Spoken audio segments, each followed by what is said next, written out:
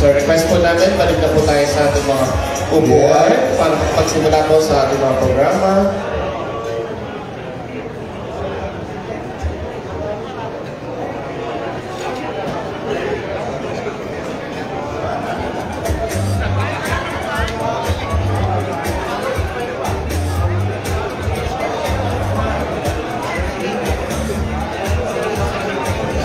So muli po, magandang gabi sa inyo lahat. At bago kumain na ating mga panauhin, i-ambush na po natin para bumati po, tawagin po natin ang napili po na maging katuwang ni Yorme Isko Moreno Dumagoso, ang Bulaklak ng Maynila. Palapakan po natin, Vice Mayor G. Atienza.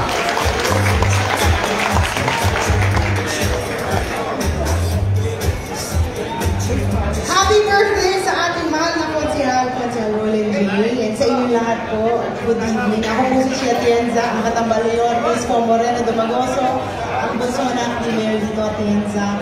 Wala na akong sasabihin. Kundi happy birthday lang yun. Maraming salamat po. Maraming salamat, Vice Mayor G. Atienza. Magaling din ko bantayan.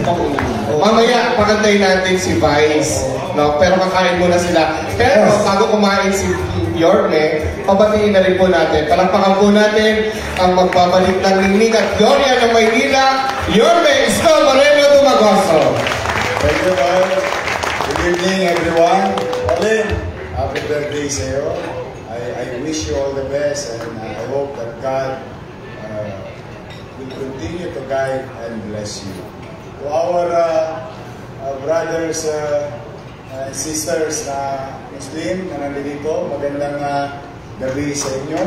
At sa ating minamahal na governor, palakpakan natin nandito. At sa ating mga barangay official na nandito rin. Particular, no? Gusto ko lang i-share. Why did I create Muslim Cemetery? Total, nandito na rin lang naman kayo. Alam niyo, tayo, most of us here are Christians, no? Mga Christian tayo eh. But, upo ko lang, Rolling, okay lang. Kukwento ko lang saglit how we look back to our history. Manila, I, for one, been serving the city for almost 27 years. Historically, is an Islamic city. It can never be denied. History is history. That's why we are being led by Raha Suliman, Raha Matanda, Raha Bago, Lakandula. Until today, it is the street of Manila. Raha Bago in Tondo, Lakandula sa amin. Now, having said that, dahil dumating ang ating mga ninunong Kastila, we were Christianized. The entire country and including Manila. But I felt bad when I was a councilor then. Meron din naman mga Muslim sa Tondo, lalo na sa Parola, sa Isla Puting Bato. Naawa ko sa mga kapatid natin Muslim. Why? Pag namamatayan sila, lalo na yung may hirap doon sa Isla Puting Bato, hindi nila kagad maiuwi sa Mindanao. Dala ng, siyempre, mahirap ang buhay eh. Now, meron namang malapit, punta ka ng Taguig, Puno, or I think Nueva Ecija, may Islamic cemetery. Sabi ko, meron tayong Chinese cemetery, South Cemetery, North Cemetery. Bakit wala tayo Islamic cemetery? Now, as a matter of gratitude to our forefathers, sa mga ninuno natin, na marami pa rin hanggang ngayon, naghahanap buhay sa Maynila, nagkapamilya sa Maynila, nag-aaral yung anak nila sa Maynila. As a matter of gratitude to our ancestors, that's why we created the Islamic cemetery in the city of Manila. I don't know how valuable it is to you, but I, for one, as a citizen of the city, we want you to feel that you belong to the city of Manila.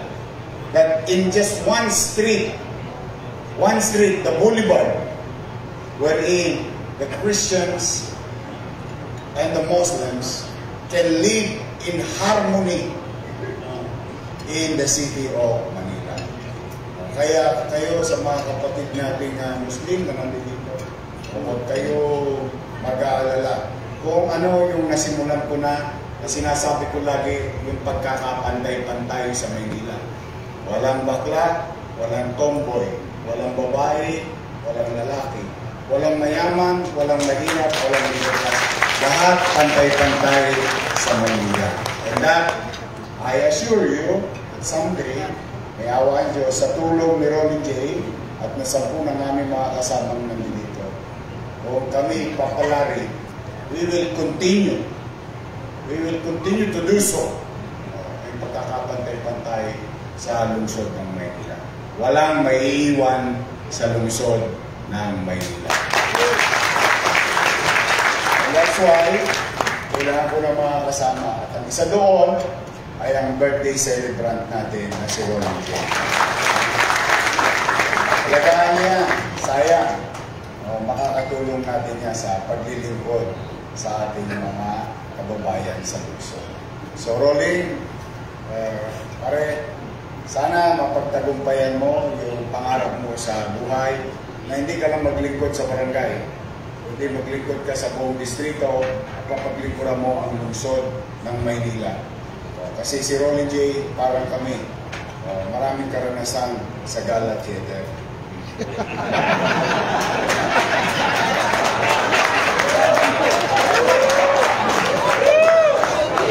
Nung bata pa kami, maraming nakakita, ate.